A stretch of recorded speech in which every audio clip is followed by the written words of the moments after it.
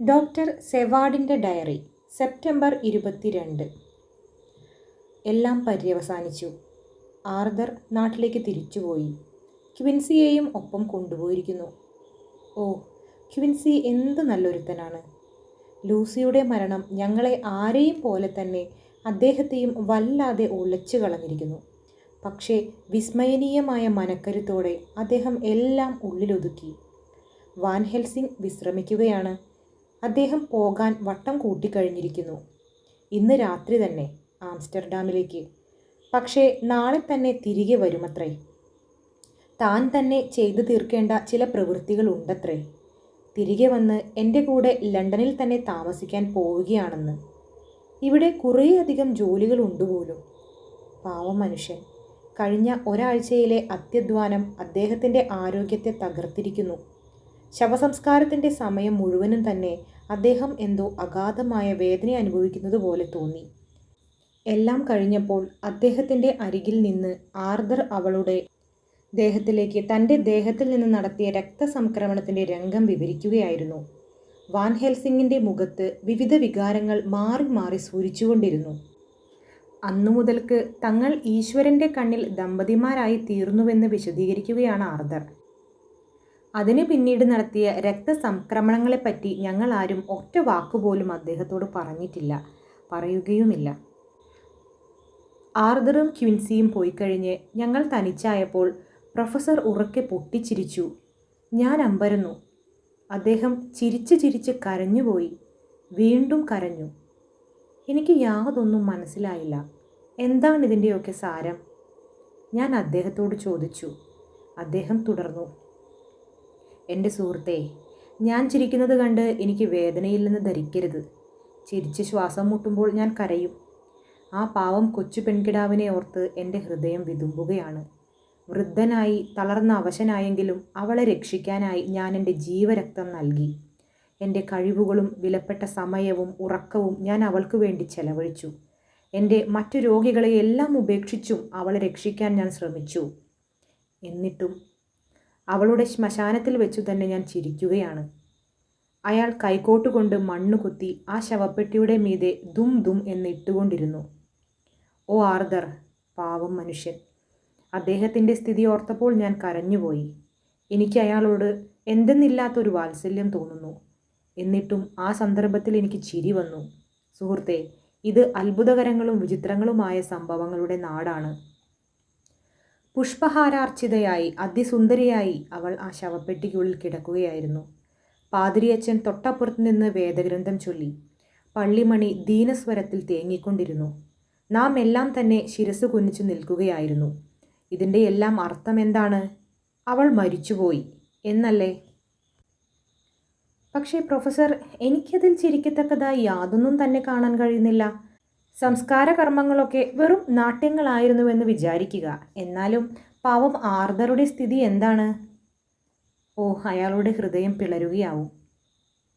ശരിയാണ്, രക്തസംക്രമണം നടത്തിയതുകൊണ്ട് താൻ യഥാർത്ഥത്തിൽ അവളുടെ ഭർത്താവായി എന്നയാൾ പറഞ്ഞില്ലേ? ഉവ്, ആ വിചാരം ഒരു പക്ഷേ അയാളെ വളരെയധികം സമാധാനിപ്പിക്കുന്നുണ്ടാവാം. ഉണ്ടാവാം, ശരിയാണ്.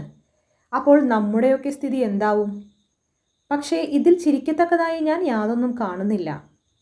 എൻ്റെ സുഹൃത്തെ, ഞാൻ താങ്കളെ വേദനിപ്പിച്ചുവെങ്കിൽ എനിക്ക് മാപ്പ് തരൂ. ഞാൻ എൻ്റെ യഥാർത്ഥ വികാരങ്ങൾ താങ്കൾക്കൊഴിച്ച് മറ്റൊരാൾക്ക് കാണിച്ചു കൊടുത്തിട്ടില്ല. യഥാർത്ഥ സംഗതികൾ അറിയുമ്പോൾ താങ്കൾക്ക് എന്നോട് അനുകമ്പ തോന്നാം. അദ്ദേഹത്തിൻ്റെ വാക്കുകളിലെ വേദനയും പരിശുദ്ധതയും എന്നെ വല്ലാതെ ആകർഷിച്ചു. ഞാൻ അദ്ദേഹത്തിൻ്റെ വാക്കുകളിലെ പ്രത്യേകതയെപ്പറ്റി ചോദിച്ചു. കാരണം അതെനിക്കറിയാം. ഇത്ര മാത്രമേ അദ്ദേഹം മറുപടി പറഞ്ഞുള്ളൂ. അദ്ദേഹം പോവുകയാണ്. ഇനി കുറേ കാലത്തേക്ക് ഞങ്ങൾക്ക് പരസ്പരം കാണാൻ കഴിഞ്ഞില്ലെന്ന് വരും. ലണ്ടനിലെ ബഹളമയമായ അന്തരീക്ഷത്തിൽ നിന്ന് അകന്ന് ഏകാന്തവും ശോകമൂകവുമായ പള്ളിമുറ്റത്ത് ഒരു കോണിൽ രാജകീയ പ്രൗഢിയോടെ ഒരു ശവമണ്ഡപം കാണാം. ലൂസിയുടേതാണത്. ഞാൻ ഈ ഡയറി അവസാനിപ്പിക്കട്ടെ. ഇനി എഴുതാൻ തുടങ്ങുമോ എന്ന് ഈശ്വരന് മാത്രമേ അറിഞ്ഞുകൂടൂ. ഇനി എന്നെങ്കിലും ഇത് വീണ്ടും തുറക്കുകയാണെങ്കിൽ അത് തികച്ചും വ്യത്യസ്തമായ ആളുകളെയും മണ്ഡലത്തെയും പറ്റി പ്രതിപാദിക്കാനായിരിക്കും. ഞാൻ എൻ്റെ ഭ്രാന്തന്മാരുടെ ലോകത്തിലേക്ക് തന്നെ തിരികെ പോകട്ടെ. ഒരു പത്ര report. West minster gazette September 25. ഹാംസ്റ്റെഡും പരിസരങ്ങളും ഈയിടെയായി വിചിത്ര സംഭവങ്ങളുടെ കൂത്തരങ്ങായിരിക്കുകയാണ്.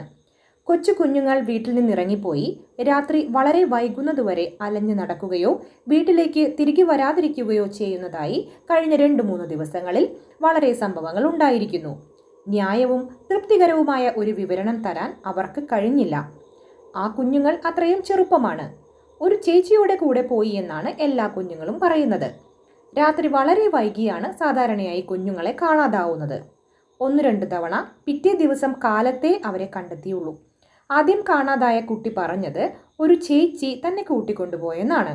മറ്റു കുട്ടികളും അതൊരു ഒഴിവുകഴിവായി ഏറ്റുപാടുകയാണെന്നാണ് നാട്ടുകാരുടെ അഭിപ്രായം. കുട്ടികൾ പറയുന്നത് ആരും തന്നെ വിശ്വസിച്ചിട്ടില്ല. പക്ഷേ കുഞ്ഞുങ്ങൾ പറയുന്നത് ആ ചേച്ചി അതിസുന്ദരിയാണെന്നാണ്. എന്നാലും ഇതിലൊരു പ്രത്യേകതയുണ്ട്. ഒരുപക്ഷെ അത് കുറെ ഗൗരവമുള്ളതുമായേക്കാം. ഈ കുട്ടികൾക്കെല്ലാം തന്നെ ഒരുപോലെ തൊണ്ടയിൽ ഓരോ ചെറിയ മുറിവുകൾ പറ്റിയിരിക്കുന്നു. ഒരു എലിയോ നായയോ മറ്റോ മാന്തിയ പോലെ തോന്നും. കാഴ്ചയിൽ വലിയ പ്രാധാന്യമൊന്നും തോന്നില്ലെങ്കിലും ഒരു കാര്യം വ്യക്തമാണ്. മുറിപ്പെടുത്തുന്നത് ഏത് ജീവിയാണെങ്കിലും അതിന് അതിൻ്റെതായ ഒരു രീതിയുണ്ട്. പോലീസിന് ഇങ്ങനെ അലഞ്ഞു നടക്കുന്ന കുട്ടികളെ പിടിക്കാൻ വ്യക്തമായ നിർദ്ദേശങ്ങൾ നൽകിയിട്ടുണ്ട്. അങ്ങനെ നടക്കുന്ന നായ്ക്കളെയും പിടിക്കാൻ ഏർപ്പാട് ചെയ്തിട്ടുണ്ട്. ചേച്ചി. ഗസറ്റ് സെപ്റ്റംബർ 25 പ്രത്യേക പതിപ്പ്. ഏറ്റവും ഒടുവിൽ കിട്ടിയ വാർത്ത. കഴിഞ്ഞ രാത്രി കാണാതായ ഒരു കുട്ടിയെ ഇന്ന് കാലത്ത് വളരെ വൈകിട്ട് ഹാംസ്റ്റെഡിലെ ശിക്കാറിക്കുന്നിൻ്റെ ഓരത്തിൽ അധികം ആൾ സഞ്ചാരമില്ലാത്ത ഒരു പ്രദേശത്ത് ഒരു കുറ്റിപ്പൊന്തയിൽ നിന്നാണ് കിട്ടിയത്. അതിനും മറ്റു കുട്ടികളെ പോലെ തന്നെ തൊണ്ടയിൽ ഒരു ചെറിയ മുറിവുണ്ട്. കുട്ടി വളരെ ക്ഷീണിച്ച് വിളർത്തിരിക്കുന്നു. മറ്റു കുട്ടികളെ പോലെ തന്നെ ഇതും പറഞ്ഞത് ചേച്ചിയുടെ കൂടെ നടക്കാൻ പോയി എന്നാണ്. മീനയുടെ ഡയറി സെപ്റ്റംബർ 23. ജൊനാഥന് ഇന്ന് കുറേ ഭേദമാണ്. അദ്ദേഹത്തിന് ഇപ്പോൾ ഒരുപാട് ജോലിയുണ്ട്. അത് ഏതായാലും ആശ്വാസകരമാണ്. കാരണം യാതൊരു ഭീകര സംഗതികളെയും പറ്റി ഓർക്കാൻ സന്ദർഭം കിട്ടുകയില്ലല്ലോ. ഏതായാലും അദ്ദേഹത്തിൻ്റെ പുതിയ ജോലി അധികം ഭാരമുള്ളതൊന്നുമല്ല. പകൽ മുഴുവൻ പുറത്തെവിടെയെങ്കിലും ആയിരിക്കും. അതുകൊണ്ട് ഉച്ചയ്ക്ക് ഭക്ഷണത്തിന് വരാൻ പറ്റുന്നില്ല. എൻ്റെ വീട്ടുജോലികളെല്ലാം തീർന്നിരിക്കുകയാണ്.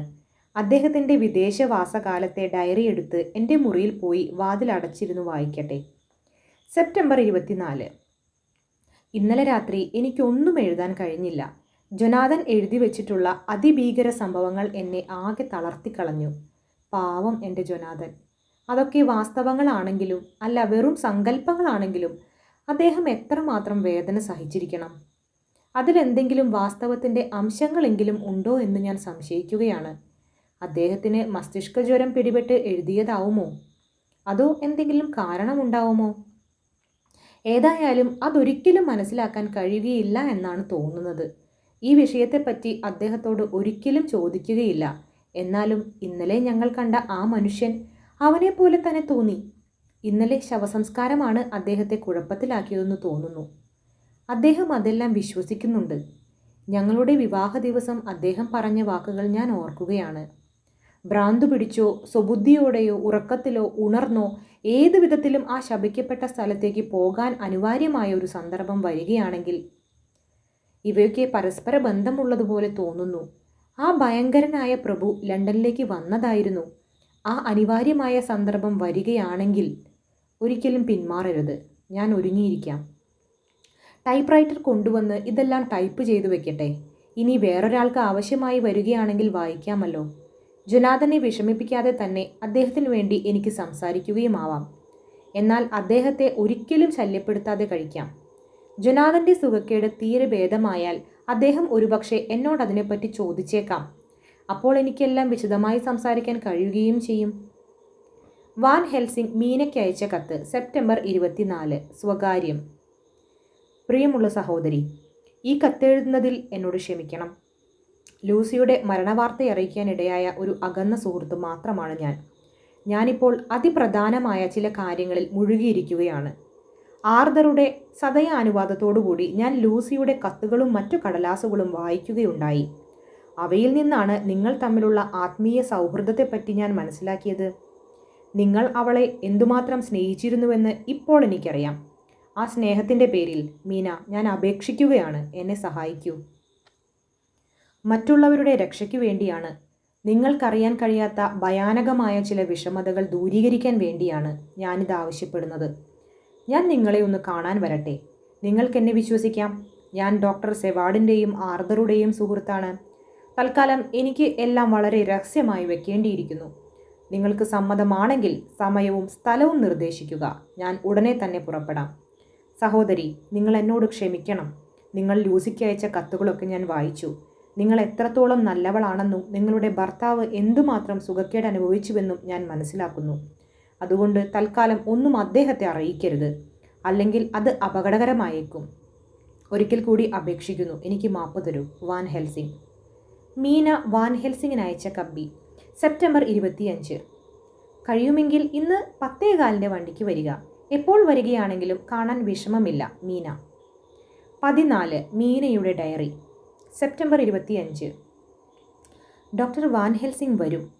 ആ സമയം അടുക്കുന്തോറും ഞാൻ കൂടുതൽ ചകിതയാവുകയാണ്. ഈ സന്ദർശനം ജൊനാഥൻ്റെ ദുഃഖമയമായ അനുഭവങ്ങളിൽ വെളിച്ചം വീശുമെന്ന് എനിക്ക് തോന്നുന്നു. മാത്രമല്ല, ലൂസിയുടെ അന്ത്യനിമിഷങ്ങളിൽ ഈ ഡോക്ടറാണ് അരികെയുണ്ടായിരുന്നത്. അവളെപ്പറ്റിയും അദ്ദേഹത്തിന് വളരെ പറയാനുണ്ടാവും. അതിന് തന്നെയാണ് അദ്ദേഹം വരുന്നതും. ലൂസിയുടെ സ്വപ്നസഞ്ചാരത്തെപ്പറ്റി ചോദിക്കാൻ. ജൊനാഥനെ പറ്റിയൊന്നും പറയാനാവില്ല. അങ്ങനെയാണെങ്കിൽ എനിക്കിപ്പോൾ യഥാർത്ഥ സംഗതികളൊന്നും തന്നെ അറിയാൻ കഴിയുകയില്ല.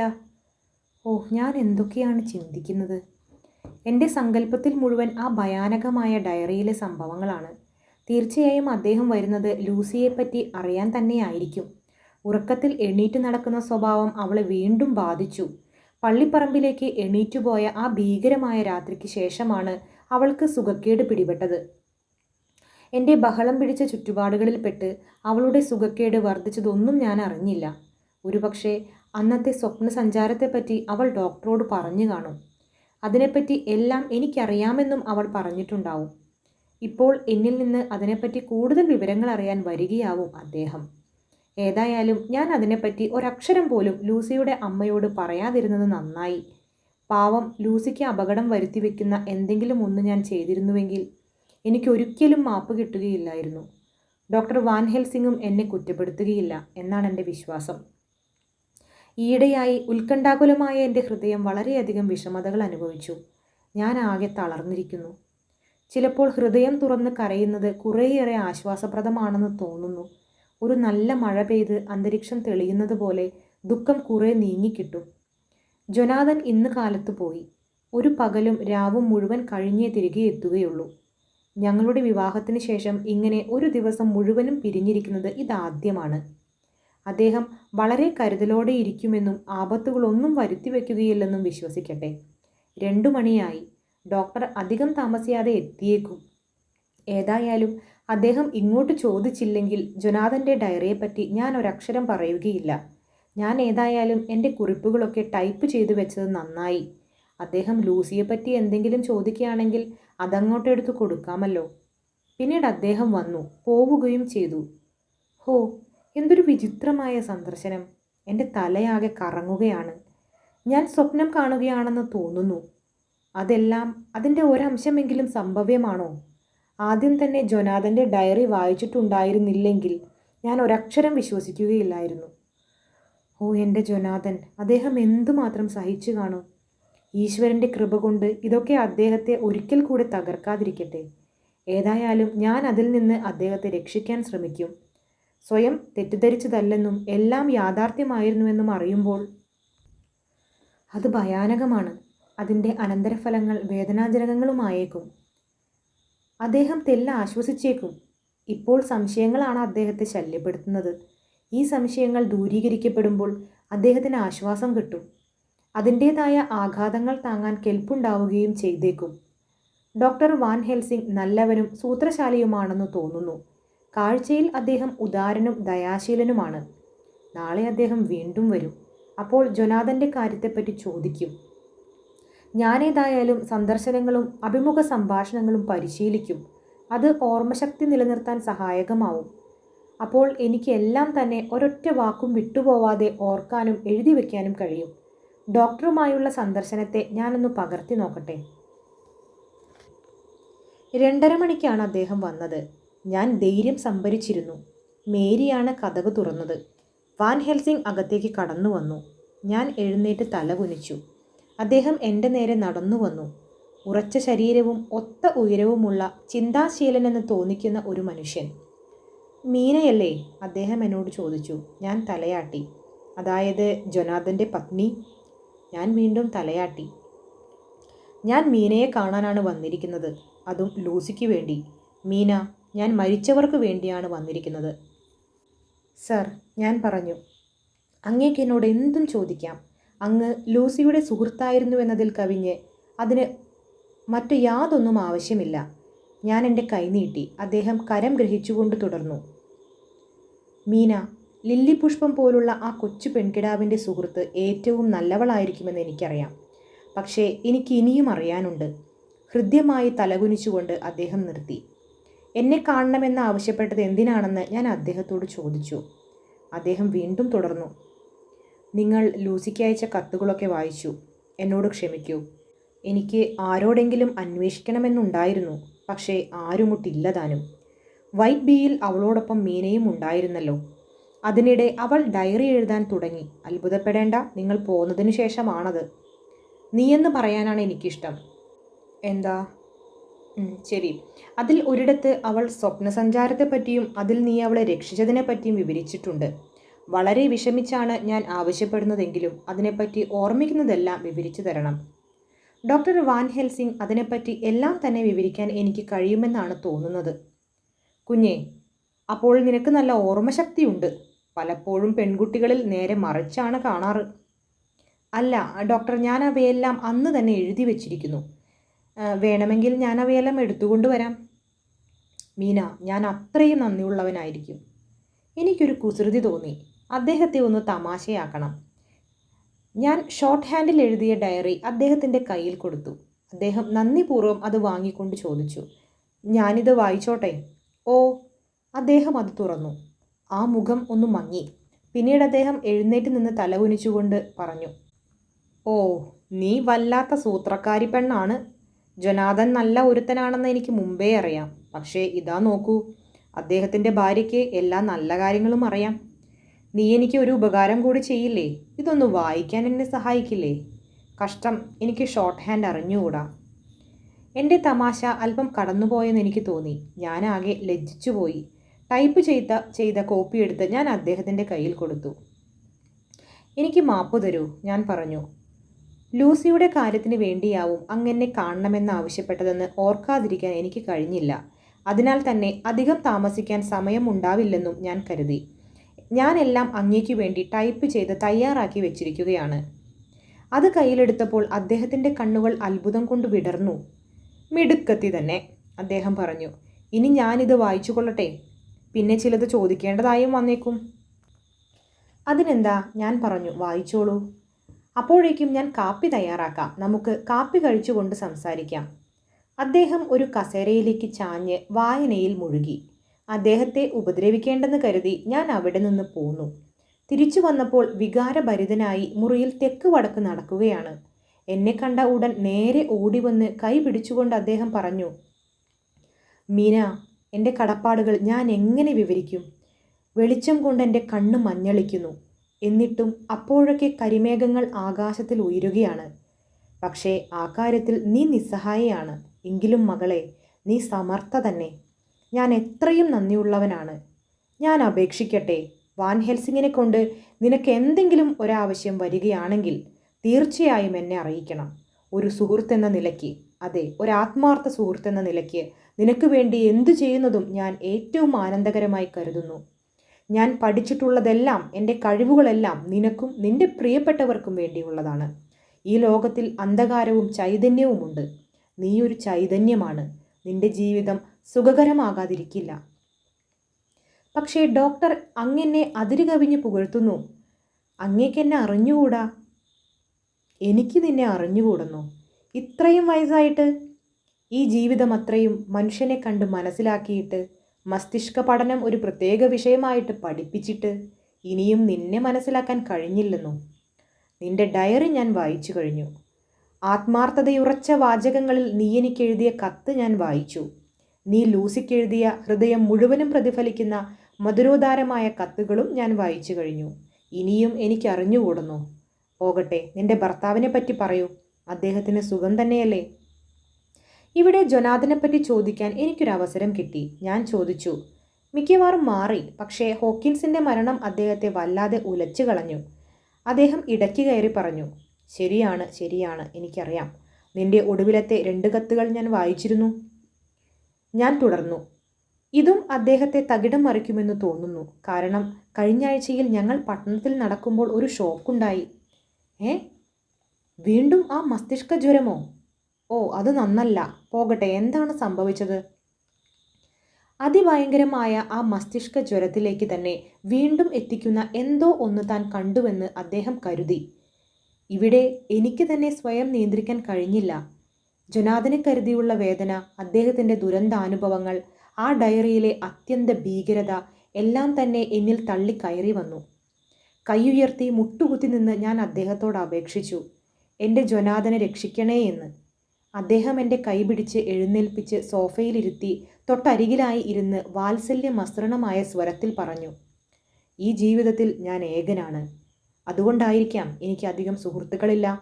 പക്ഷേ എൻ്റെ സുഹൃത്ത് സെവാഡ് ഇങ്ങോട്ട് വരാൻ ആവശ്യപ്പെട്ടത് മുതൽക്ക് യഥാർത്ഥ സൗഹൃദത്തിൻ്റെ സൗഭാഗ്യം ഞാൻ അനുഭവിക്കാൻ തുടങ്ങിയിരിക്കുകയാണ്.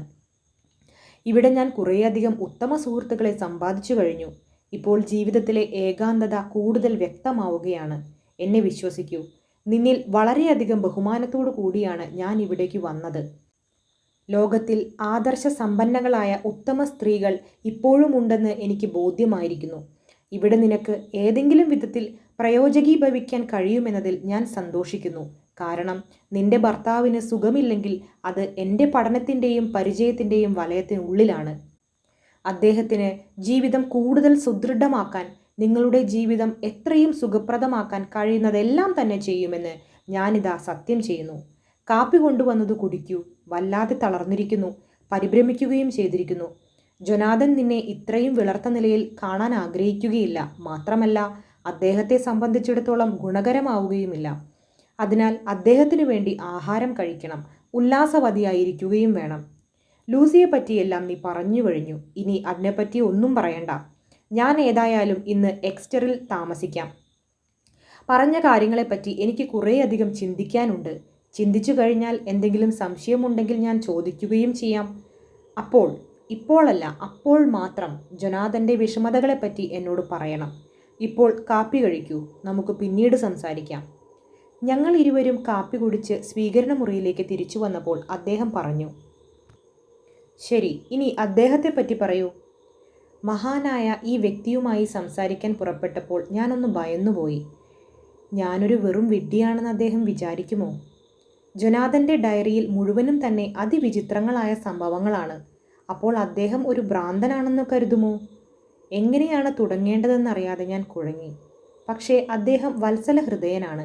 എന്തു തന്നെയായാലും സഹായിക്കാതിരിക്കുകയില്ല. ഞാൻ പറഞ്ഞു, ഡോക്ടർ വാൻ ഹെൽസിംഗ്, എനിക്ക് അങ്ങയോട് പറയാനുള്ളത് മുഴുവൻ വളരെ വിചിത്രമായ കാര്യങ്ങളാണ്. അങ്ങ് ചിരിക്കരുത്. ഇന്നലെ മുതൽക്ക് എന്നെ ഒരുവിധം ഭ്രാന്ത് ബാധിച്ചിരിക്കുകയാണ്. ദയവ് വിചാരിച്ച് ഞാനൊരു വിഡ്ഢിയാണെന്ന് കരുതരുത്. ഉറപ്പു തരുന്ന സ്വരത്തിൽ അദ്ദേഹം പറഞ്ഞു, ഓ എൻ്റെ പ്രിയപ്പെട്ട കുഞ്ഞെ, ഞാനിവിടെ വന്നിരിക്കുന്നത് എത്രമാത്രം വിചിത്രമായ കാര്യങ്ങളെ ചൊല്ലിയാണെന്നറിഞ്ഞാൽ നീയാണ് ചിരിക്കുക.